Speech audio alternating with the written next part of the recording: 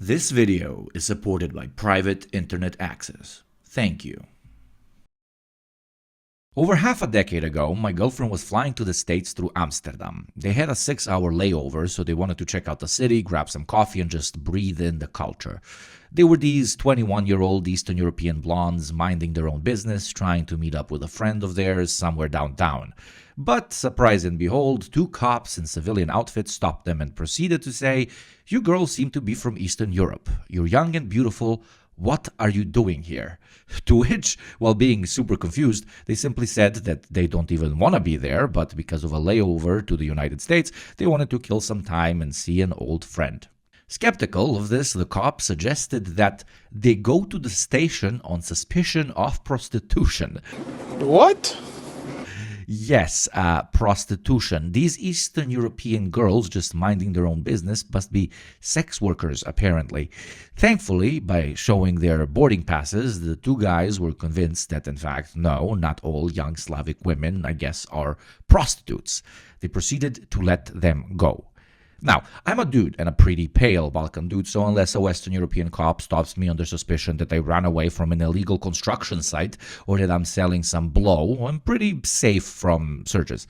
But having recently heard this story from my partner, coupled with decades of bombardment by the Western orientalizing depiction of Slavic women as simple, daft, traditionalist, submissive, and begging for a white Western savior, I wanted to use my little platform and mansplain this phenomena to my fellow dudes in hope of maybe shining some more light on it. Below, I've added multiple links to Slavic women which have written on this topic and which have helped me formulate this piece, coupled with, obviously, me actually talking to my lovely Slavic sisters. So, let's begin.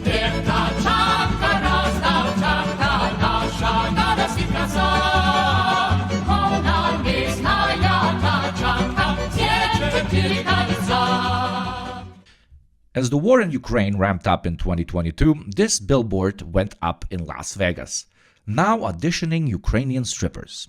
Even after the collective West came together in unilateral support for the country, it wasn't really enough to stop Americans from fantasizing about buying up the country's stock, women. But how do we get here? As always, there's a bit of history.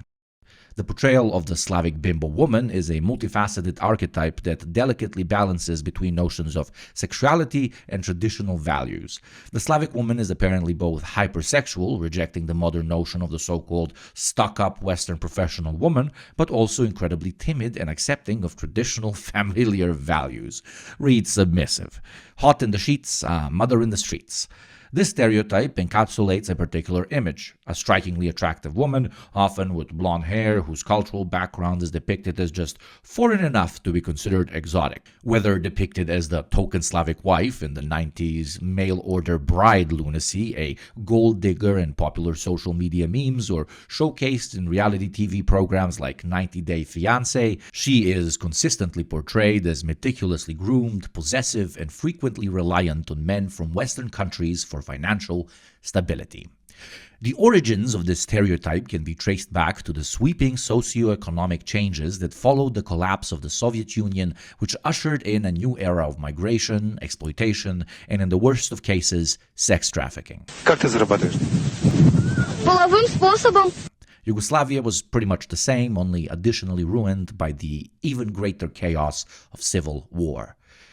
With the influx of Western media and the rapid shift towards capitalism, women in post-socialist countries began to prioritize their appearance, cultivating a hyper-feminine aesthetic that straddled the line between old-fashioned domesticity and materialistic glamour. This transformation was not merely superficial, it was also a strategic response to changing economic realities. It is important to note that this was happening at the same place which, under the ideological principles of socialism, ushered in the single greatest modern attempt towards women's liberation. While the domesticated wife not only remained unquestioned, but was celebrated as a woman's only path in life, over in the United States, the USSR allowed women into the workforce, into political leadership, science, sports, and most importantly, higher education.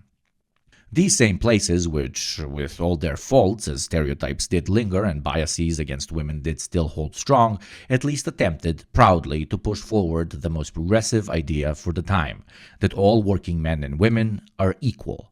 These same places now suffered from what we all here just call the 90s, an era where everybody did whatever they could to survive.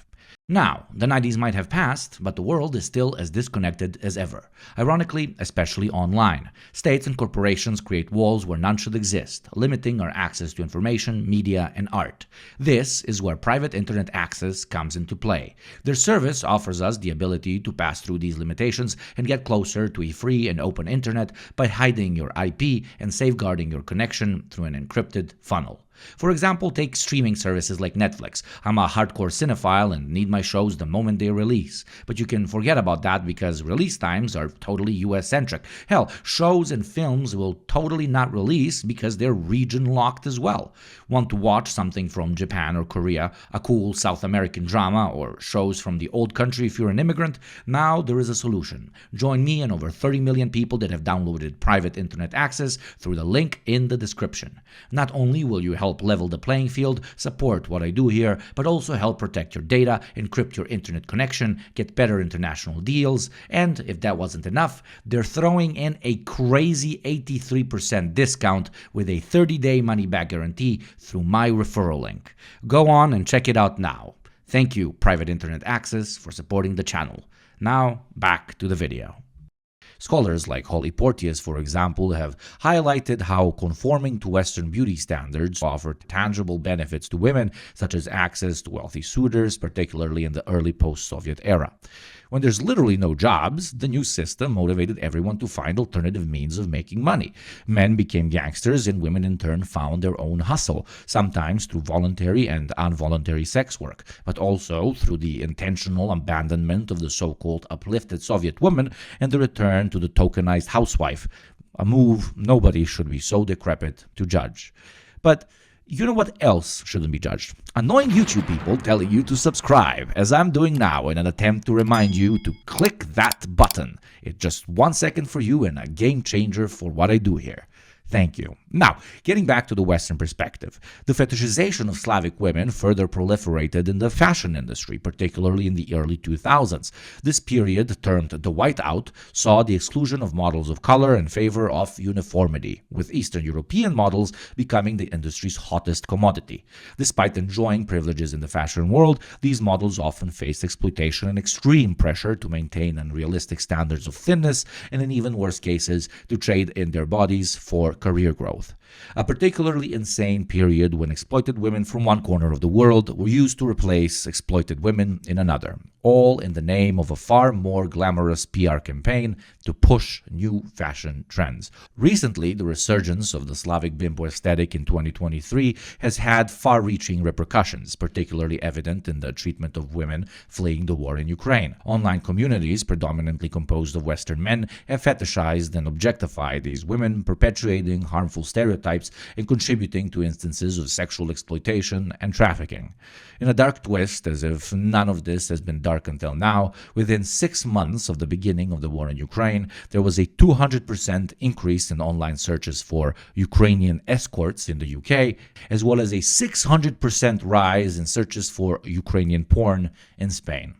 This is all a continuation of an age-old narrative that portrays Eastern Europe as a mythical land inhabited by docile and hyper-feminine women who are supposedly eager to escape their impoverished circumstances, as well as their orc-like aggressive men in a dream of fulfilling Western fantasies of subservience. We can see this myth growing as men find themselves further lost in a search for a masculinity that no longer apparently exists in the West. They've been promised so much if they only played the game right, and yet the American dream escapes them. The myth is busted. So this sense of alienation and hopelessness is then manipulated away from a healthy understanding that this system no longer serves them and pushed towards external groups which they can blame for the very problems they're experiencing. I've always hated the color blue. You know why? Why? no reason. Just screaming about all sorts of minorities is the old-time classic, but just blaming women in general is now taking the front seat in the finger-pointing game the far right knows all too well. This idea that modern women have become, quote, degenerate further fills the stereotypical idea that there's some safe space out there where they still live life the quote-unquote right way, where they are docile, where they listen, where they apparently know their place. And women from places like Eastern Europe, Thailand, the Philippines, and plenty of other spots are often used by these very same men to present an image of what a woman used to be like, and can be again, as they continue pointing at a caricatured, generalized image of whole peoples they never truly even bothered to know.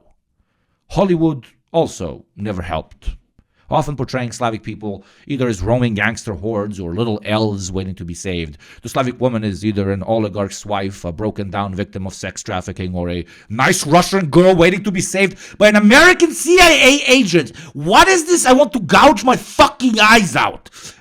But yes, this is in no way exclusive to my little corner of the world. Hell, we might have it the easiest because we kind of look like them. But the orientalizing nature of Western culture, of Western ideas of hegemony, that the whole world revolves around them, sprinkled with a bit of cultural imperialism, has allowed millions to pat themselves on the back and believe they're not really bigoted because they don't scream profane racial slurs at people while still managing to hold supremacist attitudes towards pretty much every corner of the world. They simply replaced bigotry with pity. Pity nobody needs or wants. On the other side, it's also very interesting to watch Slavic women online and in the real world reclaiming the stereotype, playing with it, and owning this great beauty and femininity they've been so often lambasted about, but without any of the fragility everyone says must come with it. They've taken the reins and are redefining who they want to be in a world obsessed with simplification. Finally, stereotypes about Slavic girls and women are the last legs of a dying idea that women can first and foremost be sex objects, pets, and like it. A dream that still lives on in some faraway land to be pointed at by the last vestiges of reactionary Western patriarchal thinking. A dream that's not only gone, but has never existed. Because these very same women, their mothers and grandmothers, marched at the front, carrying the banner of women's liberation for the entirety of the past century. That history and that culture can never be erased because they ran before you could walk. These women aren't your waifu. They fucking killed your waifu. Thank you for watching. If you made it to the end of the video, that means you'll probably be interested in the live stream segment of what I do here. Check out the links below and join me over on Twitch, or watch the highlights over on my Ugopnik live channel. Now, it's time to thank all my wonderful patrons without whom none of this would be possible. Especially